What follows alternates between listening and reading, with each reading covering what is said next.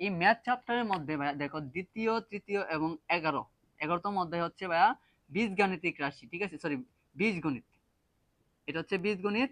এবং সপ্তম এবং অষ্টম অধ্যায় হচ্ছে ভাইয়া জ্যামিতি, ষষ্ঠ এবং সপ্তম অধ্যায় হচ্ছে জ্যামিতি, নবম ও 16তম অধ্যায় হচ্ছে ত্রিকোণমিতি, আর হচ্ছে ভাইয়া পরিসংখ্যান, পরিসংখ্যান, আর সপ্তম অধ্যায় হচ্ছে সরি 16তম অধ্যায় হচ্ছে ভাইয়া পরিমিতি, 16তম অধ্যায় হচ্ছে কি ভাইয়া পরিমিতি, পরিমিতি। আর এটা হচ্ছে ভাইয়া পরিসংখ্যান, এটা তো সবাই জানো। হ্যাঁ, তোমাদের একটা হচ্ছে যে আচ্ছা, এগুলো লেখাগুলো খুব খারাপ হইতেছে, কারণ নিজে জেনে লিখতেছি এভাবে। হ্যাঁ, আচ্ছা দেখো, তাহলে তোমাদের এই ম্যাথ চ্যাপ্টারের মধ্যে দ্বিতীয়, তৃতীয় এবং 11তম অধ্যায়, এটা শর্ট সিলেবাস আর কি, সবগুলো যেগুলো আছে সবগুলো এখানে শর্ট সিলেবাস, ঠিক আছে। এখন বীজগাণিতিক রাশি, বীজগাণিতিকের মধ্যে যেটা আছে ভাই দ্বিতীয় অধ্যায় সেট অফ ফাংশন, তৃতীয় অধ্যায় হচ্ছে বীজগাণিতিক রাশি, এবং 11তম অধ্যায় হচ্ছে ভাই বীজগাণিতীয় অনুপাত ও সমানুপাত। তো এই তিনটা অধ্যায় থেকে তোমাদের কি দুইটা সিকিউ আসবে, তোমাদেরকে যে কোনো একটা দিতে হবে, ঠিক আছে। এবং এই তৃতীয় অধ্যায়ের মধ্যে, তোমার তৃতীয় অধ্যায় থেকে অনেক সময় কি 11তম অধ্যায় থেকে একটা গ দিয়ে দিই, তৃতীয় অধ্যায় থেকে যদি কোনো সৃজনশীল আসে গ নাম্বারে 11তম অধ্যায় থেকে দিয়ে দেয়, ঠিক আছে। তো এই কারণে আমরা তৃতীয় এবং 11তম অধ্যায় পড়বো, তাহলে আমাদের একটা সিকিউ অবশ্যই অবশ্যই কি কমন পড়বে। দ্বিতীয়, তৃতীয় যদি দেই, যদি আশা পড়ে তৃতীয় এবং 11তম অধ্যায় থেকে আশা পড়ে, কিন্তু ঠিক আছে, এই কারণে আমরা কি বুঝেই দিছি অনেক কিছু। তৃতীয় অধ্যায় এবং 11তম যদি অধ্যায় পড়ো, এই দুইটা অধ্যায় অনেক অনেক সহজ, তোমাদেরকে ভাইয়া পড়ায় দিব, কোনো চিন্তা নাই, লাইভ ক্লাসে পড়ায় দিব, তোমরা যা খুশি তাই প্রশ্ন করতে পারবা। তোমাদের যতক্ষণ পর্যন্ত তোমাদের সবগুলা বুঝতে না পারছো, একটা অধ্যায় ফুল বুঝতে না পারছো, ততক্ষণ পর্যন্ত লাইভ চলবে, তোমাদের প্রশ্নের উত্তর দেওয়া হবে। তোমরা খালি জাস্ট আমাকে কি প্রশ্ন করবা, দ্যাটস ইট, ঠিক আছে। তোমাদের একদম যদি ক্লিয়ার না হয়, তাহলে মানে যতক্ষণ পর্যন্ত ক্লিয়ার হবে না ততক্ষণ পর্যন্ত লাইভ চলবে।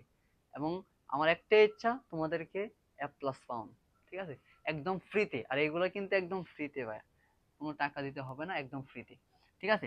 আচ্ছা, এখান এখান থেকে আমরা কি কি পারবো, বীজগণিত থেকে তৃতীয় অধ্যায় এবং 11তম অধ্যায়, তাহলে আমাদের একটা সিকিউ কমন। এবং এই যে আমাদের জ্যামিতি অধ্যায় আছে ভাইয়া, ব্যবহারিক জ্যামিতি আছে বৃত্ত, তাহলে এটা থেকে আমাদের জ্যামিতি এবং বৃত্ত, ব্যবহারিক জ্যামিতি একটু কঠিন লাগে সবার থেকে, বৃত্ত জ্যামিতির থেকে বৃত্ত একটু কঠিন লাগে, কিন্তু আমাদের এখানে বৃত্তটাই পড়তে হবে, কারণ এটা থেকে আমরা শিওর একটা পাবো, এটা থেকে একটা শিওর পাবো। তাহলে যে কোনো একটা, এইখান থেকে তুমি যে কোনো একটা পড়লে হবে, বাট সপ্তম অধ্যায় একটা সিকিউর মধ্যে গ নাম্বারে অষ্টম অধ্যায় থেকে দিয়ে দেই, ঠিক আছে। এই কারণে আমরা অষ্টম অধ্যায় পড়লে আমাদেরকে বেশি ভালো হবে, ঠিক আছে, একটা মানে নিশ্চিত থাকবো আর কি।